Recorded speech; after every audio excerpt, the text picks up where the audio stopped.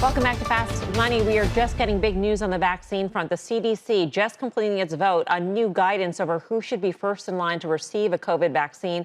Let's get to Meg Terrell with the news. Meg. Melissa, this literally coming in just within the last seconds to minutes. And this outside group of advisors to the CDC has voted 13-1 that the absolute top group in prioritization for the COVID vaccine should include healthcare workers and residents of long-term care facilities like nursing homes. Now, the debate today was really whether the long-term care facility residents should be included in that top group. Of course, they are the most vulnerable to severe disease and death from COVID. There are about 3 million people in that group. And in the healthcare worker group, there are 21 million people. And of course, healthcare workers are our front lines against this pandemic. So as we are going to have such limited supply of these vaccines at the beginning, that's why this group needed to talk about the prioritization. There should be about 20 million doses available for people in the month of December. And so that won't completely cover that group of healthcare workers at 21 million and nursing home residents with an additional 3 million. So some considerations are going to have to be made even within those groups.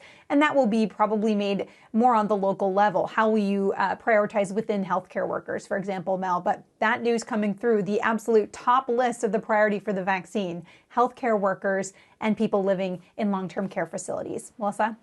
In terms of I have a couple of quick questions. 20 million, and that means 20 million times 2. So it's 20 million people can receive the full 2-shot dose of the vaccine. And then after it is allocated on the federal level, is it up to the state to then allocate to various hospital systems and nursing homes? And then from there, it gets allocated once again within that subgroup? Yeah, so the way it's going to be allocated from the federal level is just on a per capita basis, the number of people in each state over age 18. They're going to divide it up that way and send the shipments to the states. And they're going to come out in shipments of a few million at a time. The first one of Pfizer's vaccine should be 6.4 million doses, so enough for 3.2 million people.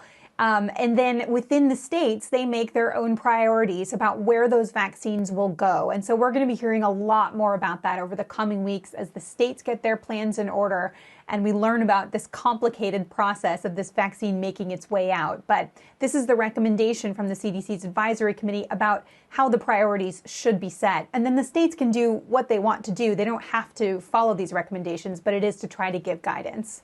All right, Meg, thank you.